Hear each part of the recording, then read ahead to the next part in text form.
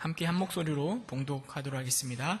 좁은 문으로 들어가라. 멸망으로 인도하는 문은 크고 그 길이 넓어 그리로 들어가는 자가 많고 생명으로 인도하는 문은 좁고 길이 협착하여 찾는 자가 적음이라.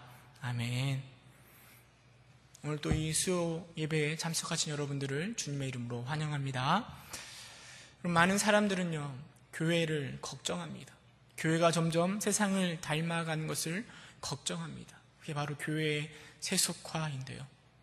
세상을 닮아가는 교회를 바라보면 우섭우화에 나오는 개구리와 황소 이야기가 생각이 납니다. 어느 날 들판에 개구리 한 마리가 앉아 있습니다. 우리가 불현듯 머리를 들었는데요, 옆에 큰 황소가 서 있는 겁니다. 개구리는 이 황소를 보자마자 그 어마어마한 몸집이 너무나 부러웠습니다. 황소처럼 크고 거대한 몸집을 개구리도 갖고 싶어졌습니다. 개구리는 이렇게 이야기합니다. 나는 너무나 보잘것이 없구나. 황소같이 크고 거대한 몸짓을 가지면 얼마나 좋을까, 이렇게 생각합니다. 그리고 개구리는 배에다가 자꾸 공기를, 숨을 불어 집어넣어서 황소 흉내를 내기 시작합니다. 그렇게 배에 숨을 집어넣어 몸집을 불리다가 여러분, 개구리가 어떻게 됐을까요? 네, 배가 펑 하고 터져 죽고 말았다는 이야기입니다. 사실 인정하긴 싫지만 이런 개구리의 모습은, 그래서 조금씩 이 세상과 같은 황소를 닮아가고자 하는 그 개구리의 모습은 지금 신앙생활하고 있는 우리의 모습이지는 않을까요? 어쩌면 우리는 어리석음을 너무나 잘 알고 있음에도 불구하고 자꾸만 세상을 향해 나아가고 세상을 닮아가고자 합니다. 분명히 성도가 들어가야 할 문은 좁은 문이고 성도가 걸어가야 할 문은 좁은 길임을 우리는 너무나 잘 알고 있습니다. 늘 좁은 길을 걸어가겠다라고 결단을 하지만 여전히 세상의 넓은 길을 부러워합니다. 교회도 마찬가지입니다. 교회도 그런 성도의 바램이나 욕심을 채워주는데 주저하지 않습니다. 세상처럼 넓은 길을 가려하고 세상의 가치를 따라 교회도 따라갑니다. 그래서 등장한 것이 기복신앙이나 축복론, 그런 것들이 아니겠습니까? 또 교회는 세상의 가치를 교회 안으로 끌어 가져옵니다. 교회의 부흥도 자꾸 세상적인 시각으로 바라봅니다. 얼마나 많은 사람들이 모여 있는가, 얼마나 많은 헌금이 모이고 얼마나 좋은 건물 가운데 예배하고 있는가, 여기에 집중합니다. 물론 얼마나 많은 사람, 또 건물, 이런 게 필요 없다라는 이야기는 아닙니다. 그러나 정말 중요한 건 그런 것들만 바라보는 것이 결코 성경이 말하는 좁은 길은 아니라는 것입니다. 여러분, 우리는 예수를 따라 살아가는 자들입니다. 그런데 교회에서 이 좁은 길을 가려고 하는 사람들이 점점점 사라지고 있는 듯합니다. 과거에 신앙생활 하던 모습을 생각해보면 지금은 참 편안하게 우리는 신앙생활 하고 있습니다. 예전에 산에 올라가면 소나무 하나를 뽑아야, 그 정도는 해야 기도한다라고 얘기했습니다. 무릎이 낙타 무릎이 될 정도로 기도해야 된다라고 이야기했습니다. 부흥회도 참 많았잖아요. 아침부터 점심 저녁 때까지 일주일을 하기도 했습니다. 그렇게 말씀을 사모하고 그렇게 쫓아다녔습니다. 그러나 지금은 그런 일들을 상상하는 게 쉽지가 않습니다. 제 기억에도 보면은 참 예전에는 그 신앙생활을 할 때도 참 무식하게 했던 것 같다라는 생각을 좀 해보게 됩니다. 제가 중학교 1학년 때인가요, 처음 수련회라는 것을 따라갔었거든요. 수련회를 갔는데 그때 지금도 기억에 남는 게 뭐냐면, 사실 말씀이나 그런 건 하나도 생각이 안 납니다. 근데 딱 기억에 남는 건 무슨 철로역정이라는 걸 했었는데, 이렇게 코너를 돌면서 이렇게 교육하는 거였는데요. 한 코너에 딱 들어갔는데, 조별로 들어가자. 그런데 어디에 집어넣는가 하면 조그만 화장실에 5-6명을 집어넣더라고요.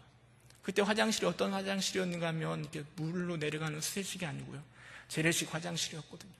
냄새가 얼마나 지독한지 그 어린 나이에 굉장히 충격적이었습니다. 아니, 이렇게 좁은데 왜 집어넣지?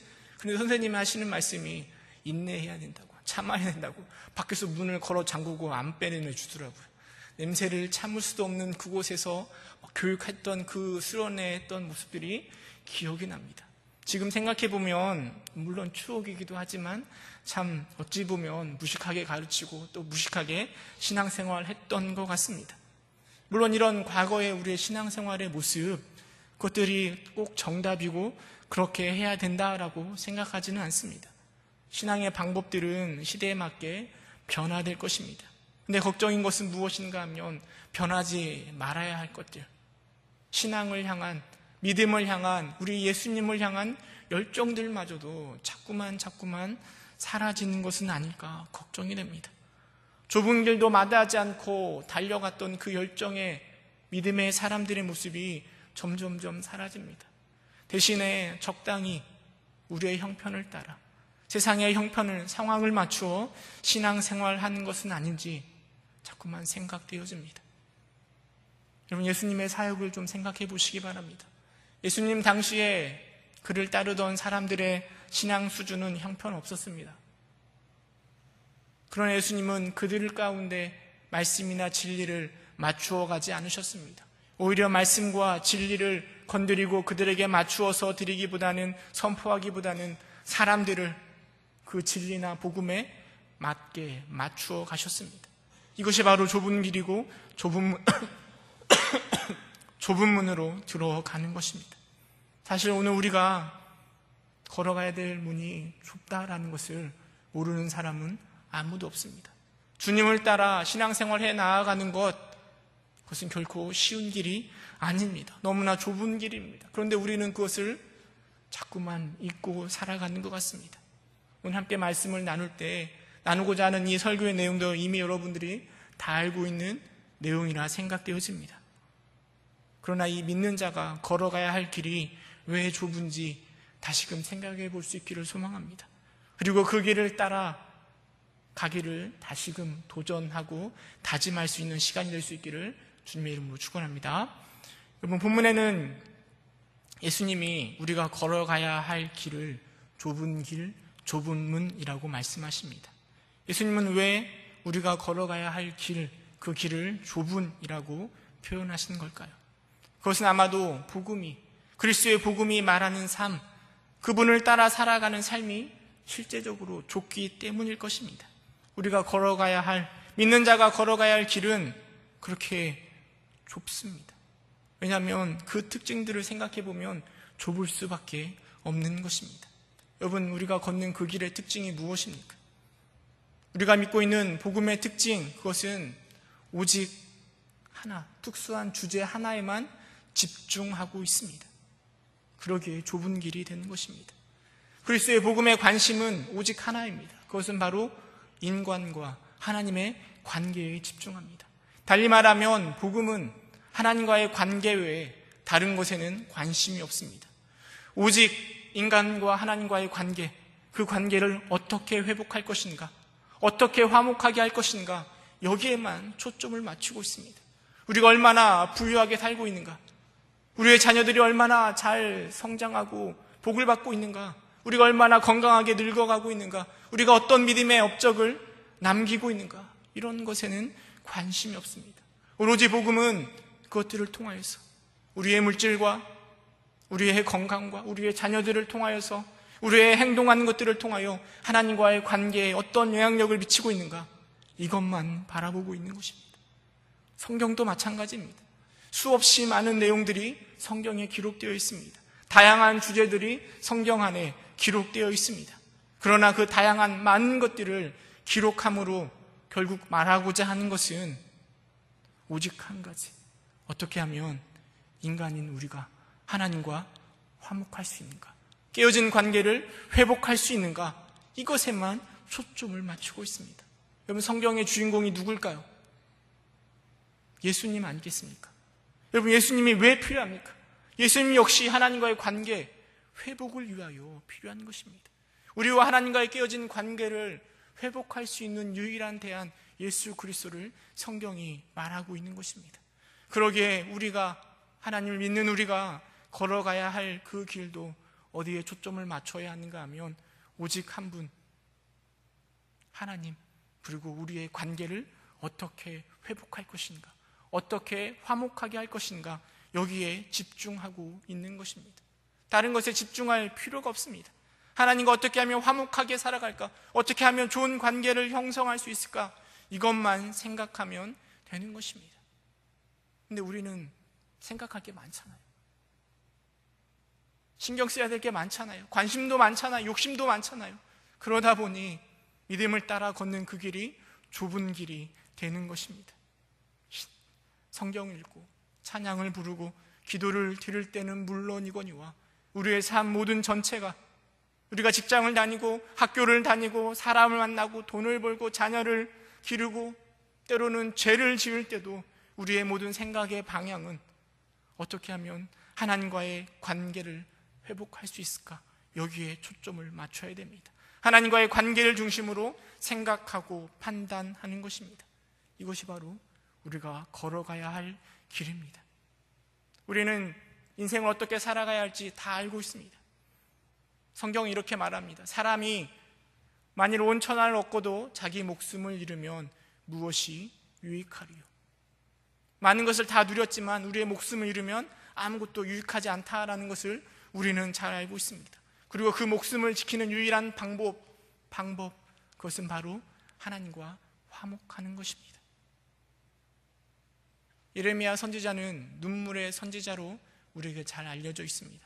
왜 눈물의 선지자인가 하면 그가 선포하는 내용은, 그가 선포하는 메시지는 승리나 용기, 희망 이런 것이 아니라 늘 항복, 포기, 절망, 멸망, 이것을 선포해야만 했습니다. 자기가 사랑하는 이스라엘 백성들을 향하여 그런 것을 선포해야만 했기에 그는 늘 눈물을 흘려야만 했던 것입니다. 그러나 이스라엘 백성들은 바벨론의 공격으로부터 구원받고 승리하길 원하는 이스라엘 백성들은 항복하라고, 우리는 망하였다라고 선포하는 예레미야를 그냥 내버려 둘 수가 없습니다. 당시에 많은 사람들은 예레미야에게 분노했습니다. 그를 죽이려고 했습니다. 당시에 왕이 시드기야 왕이었는데요, 그 여론에 떠밀려 예레미야를 물구덩이에 넣어두었습니다. 물구덩이에 넣었다라는 얘기는 예레미야의 생명이 곧 끊어질 수도 있는 상황을 이야기합니다. 그때 등장하는 사람이 바로 에벳멜렉이라는 사람입니다. 예레미야 39장에 가면 에벳멜렉이라는 사람이 등장하는데요, 모든 사람이, 또 왕조차도 예레미야의 죽음을 바라는 상황 속에서 예레미야 편에 선다라는 것은 쉽지 않습니다. 어찌 보면 정치적으로 자살행위라 말할 수 있습니다. 그런데 에벳멜렉은 시드기야 왕에게 나아가서 예레미야를 죽이는 것은 악을 행하는 것이니 바꾸어달라고 그를 설득합니다. 그리고 시드기야 왕의 시드기야 왕이 에비멜렉에게 설득을 당하고 예레미야 구할 것을 허락합니다. 자칫 잘못하면 에벤멜렉도 큰 어려움을 당할 수 있는 순간입니다. 그런데 여러분, 왜 그런 상황 속에서도 에비멜렉은 예레미야 편을 들어 그를 살려야 한다라고 시드기야를 설득하였을까요? 나중에 바벨론이 유다를 침공하고 시드기야 왕의 아들이 다 죽어나가고 또 자신은 눈을 뽑혀 바벨론으로 끌려가는 신세가 됩니다. 그때 하나님은 에벤멜렉을 향하여 말씀하십니다. 예레미야 39장 18절 말씀입니다. 함께 읽어보도록 하겠습니다. 예레미야 39장 18절 함께 읽겠습니다. 시작.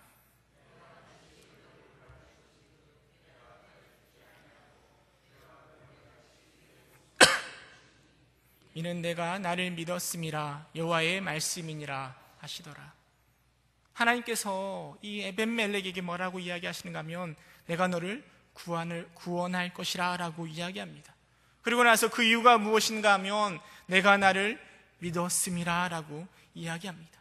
모든 상황 속에서, 아니 그런 상황 모두 다 죽여야 된다라고 말하는 그 상황 속에서 에벤멜렉은 하나님과의 관계를 생각하는 것입니다. 그리고 그 관계에서 믿음을 따라 행동하는 것입니다.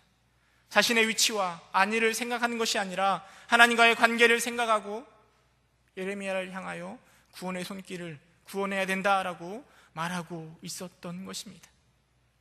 물론 우리는 이 에벤멜렉의 이야기를 통하여서 주된 관심이 그 결과에 집중합니다. 저렇게 행동하니까 결국에 그 멸망 때 하나님께서 에벤멜렉에게 구원을 더하여 주셨구나라고 그 구원받음에 우리는 집중하며 이야기합니다. 그러나 여러분, 구원받은 일은 나중의 일입니다. 에벤멜렉이 예레미야를 구해냈을 때 많은 사람들은 그를 향해 손가락질했을 것입니다. 어찌 보면 그가 많은 사람들로부터 욕도 얻어먹었을 것이고요, 어찌 보면 그가 죽음의 위협을 느꼈을 수도 있는 상황입니다. 그것을 에벤멜렉이 모를 리가 없습니다. 그러나 그는 하나님과의 관계에 집중하고 그렇게 행동하는 것입니다. 사실 하나님과의 관계를 위하여 선택한다라고 할 때 우리가 늘 축복을 받고 좋은 일만 생기는 것은 아닙니다. 정확히 말하면 에벤멜렉이 구원받은 건 하나님의 은혜이지만, 때로 우리가 모든 것을 선택할 때 하나님과의 관계를 중심으로 무언가를 선택하면 그로 인하여서 어쩌면 더 많은 고통이 따라오게 될 수도 있습니다. 여러분, 교회 생활을 해보시다 보면 때로는 교회 봉사에 대해서 권면을 받을 때가 있습니다. 권면을 받으신 많은 분들은 하나님과의 관계를 생각해서 봉사에 힘을 다합니다. 근데 그렇게 봉사에 열심을 다하면 모든 것이 다 형통하는 게 아닐 때가 많다라니까요. 열심히 수고하고 봉사하면 하나님과의 관계 때문에 그 일을 감당하면 모든 것이 형통하는 것이 아니라 때로는 고난과 어려움과 또 때로는 역경이 다가올 수도 있습니다. 세상 속에서도 마찬가지입니다. 우리가 그런 하나님과의 관계를 중심으로 살아가다 보면 손해를 볼 때가 한두 가지가 아닙니다. 여러분, 그럼에도 불구하고 우리는 그 길을 걸어가는 것입니다. 왜냐하면 그 길은 영생으로 인도하는 길임을 우리가 누구보다 잘 알고 있기 때문입니다. 그러기에 우리는 스스로 질문해야 됩니다. 나는 과연 좁은 길을 걸어가고 있는가? 하나님과의 관계, 그 화목을 위하여 살아가고 있는가? 우리 스스로 질문해 보아야 할 것입니다. 여러분, 그렇게 살아가고 계시죠? 그렇게 좁은 길을 따라 살아가고 계시지요? 네, 그렇게 결단하시기를 소망합니다. 복음의 이 협소함은, 좁은 길은 여기서 끝나는 것이 아닙니다. 관계에 집중하는 것은 단지 시작에 불과합니다. 복음은 또한 하나님과의 관계의 회복을 아주 개인적인 것으로 좁히고 있습니다. 우리 하나님의 관심은 기독교인 전체, 우리 한국교회, 우리 부평 동북교회, 우리 구역 가운데 관심이 있는 것이 아니라 우리 개인의 영혼에 관심이 있습니다. 그래서 복음은 너무나 개인적입니다. 개인적인 신앙의 고백을 늘 요구하십니다. 그래서 그 길은 좁은 길이 되는 것입니다. 요한복음 4장에 가면 예수님과 사마리아 여인과의 이야기가 나옵니다. 사마리아 지역을 지나시던 예수님은 무척 피곤하고 지쳐 계십니다. 제자들은 음식을 구하기 위하여 마을로 들어갔고 예수님은 우물가에서 쉬고 계십니다. 그때 한 여인이 물을 길러옵니다. 예수님은 그 여인과의 대화 속에서 가서 내 남편을 불러오라라고 말씀하십니다. 이미 예수님은 그 여인에 대해서 모든 것을 다 알고 계십니다. 아주 개인적인 대화로, 그리고 아주 개인적인 초청으로 그 여인을 부르시고 계시는 것입니다. 그러나 여인의 대답은 무엇인가 하면, 사마리아인이 예배하는 그리심산에서 예배하는 게 맞습니까? 아니면 유대인이 예배하는 예루살렘에서 예배하는 것이 맞습니까? 라고 예수님께 질문하고 있습니다. 개인적인 질문을 예수님은 하고 계시는데, 사마리아 여인은 개인적인 것이 아니라 자꾸 대표적인 전체적인 내용으로 끌어가려고 하는 것입니다. 그러나 결국 예수님은 여인의 개인적인 믿음을 이끌어내십니다. 이처럼 복음은 아주 개인적인 것입니다. 우리는 가족별로 구원에 이르지 않습니다. 교회별로 우리가 구원받는 것이 아닙니다. 우리가 이 자리에 함께 다 모여있다라고 해서 우리의 예배를 다 받으시는 게 아닙니다. 내 신앙, 내 개인적인 신앙의 고백, 내 개인적인 신앙의 드림 가운데 우리 주님은 예배를 받으시는 것입니다. 우리는 한 사람 한 사람씩 구원에 이릅니다. 그러기에 복음은 아주 좁은 길이 되는 것입니다.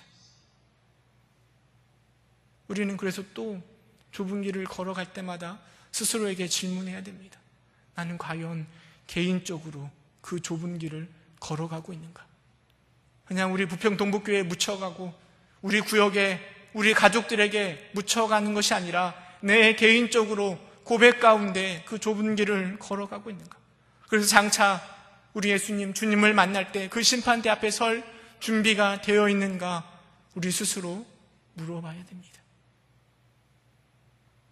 하나님과의 관계를 회복하는 것은 예수 그리스도를 믿는 믿음 안에서 이루어집니다.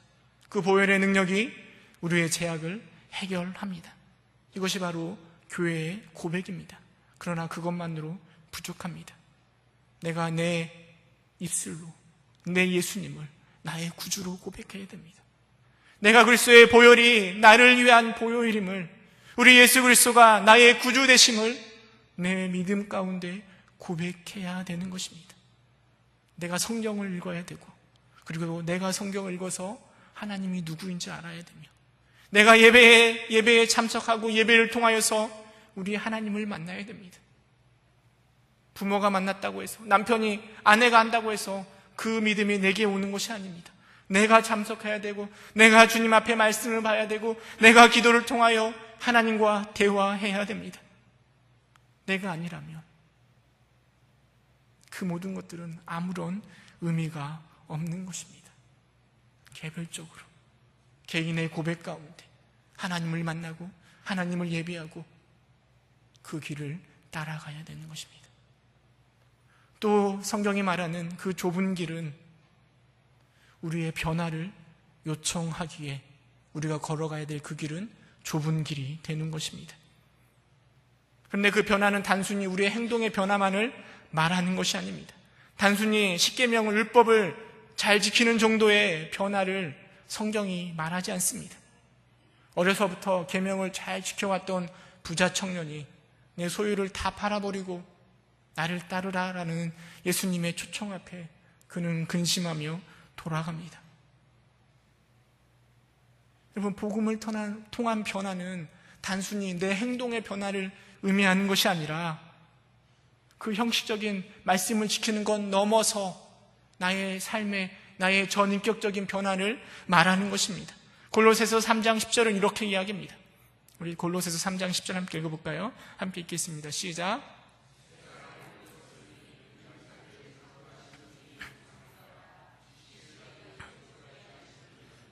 자기를 창조하신 이의 형상을 따라 지식에까지 새롭게 하심을 입은 자라고 성경은 말하고 있습니다. 지식에까지 새롭게 하심을 입은 자, 그것은 단순히 행동의 변화만을 이야기하는 것이 아니라 우리의 지식, 우리의 생각, 우리의 가치관까지 변화되는 것을 말하고 있는 것입니다. 여러분, 세상 사람들은 원수를 사랑하라, 고난 중에 감사하라, 오른뺨을 맞으면 왼뺨을 돌려대라, 이런 말을 이해하지 못합니다. 아니, 미치지 않고서야 어떻게 이렇게 행할 수 있는가라고 말합니다. 그러나 믿는 자들은 그렇게 행할 수 있습니다. 그냥 꾹 참고 힘들고 어렵지만 고난 중에 감사하고, 싫지만, 죽기만큼 싫지만 원수를 억지로 사랑하고, 그런 것이 아닙니다. 하나님의 형상을 따라 지식에까지 새롭게 하심을 받은 우리는 억지로 그 일을 행하는 것이 아니라 자연스럽게 그 일을 실천하는 것입니다. 우리 앞에 고난이 있지만, 우리 앞에 어려움이 있지만 그 너머에 역사하시는 우리 주님을 알기에, 그 주님의 계획을 신뢰하기에 우리는 고난 중에 감사하는 것입니다.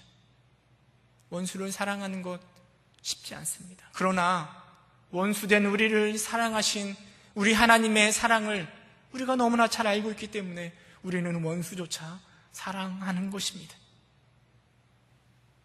복음은 단순히 우리의 행동만을 변화시키는 것이 아니라 우리의 지식에까지 새롭게 하는 것입니다.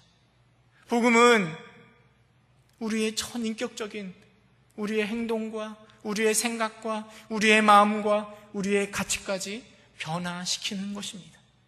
그 길을 따라가는 것이 바로 우리의 길이고요, 우리 주님은 그 길을 따라가는 것이 좁은 길이라고 이야기하고 있습니다.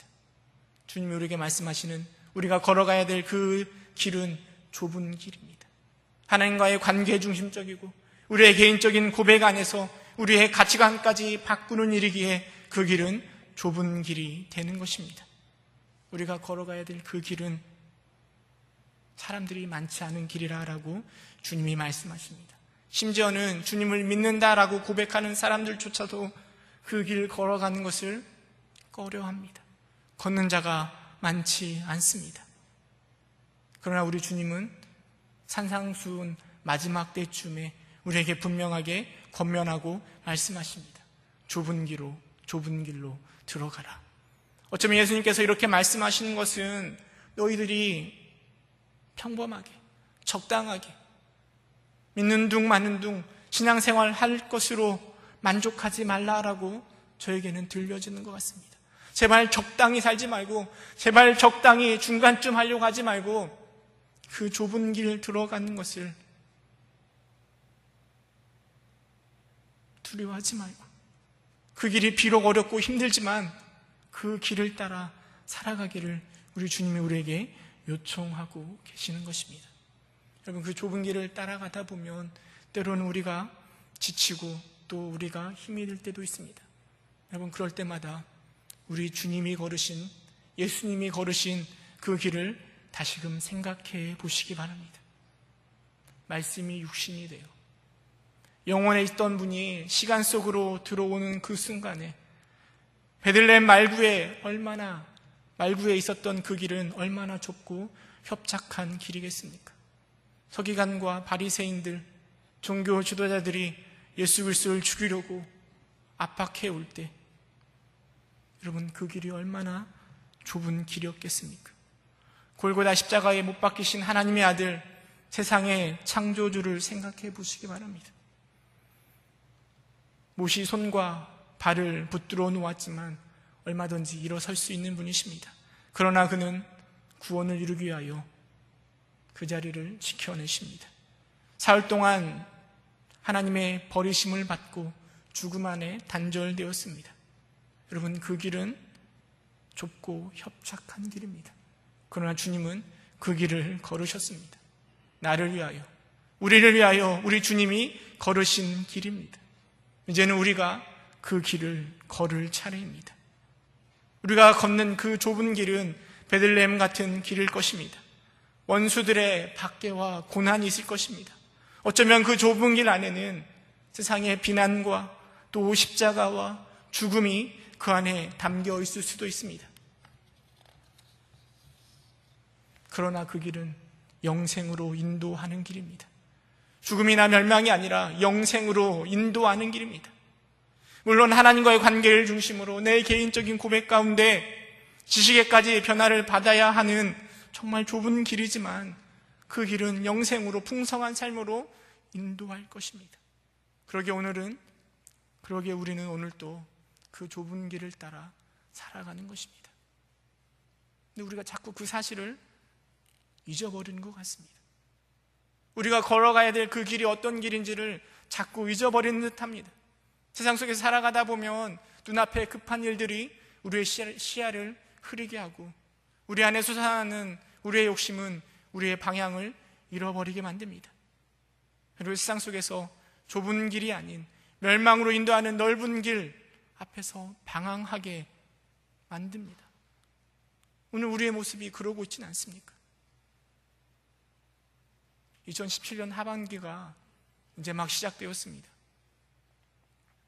우리가 다시 힘차게 뛰기 위해서 신발끈을 다시 곱쳐 매는 것처럼 하나님의 자조로, 하나님의 제자로 다시 그 좁은 길을, 그러나 바른 길을 가기 위해서 우리가 누구인지, 우리가 어디로 가야 할지 다시 설정하고 반성해 볼 수 있기를 간절히 소망합니다.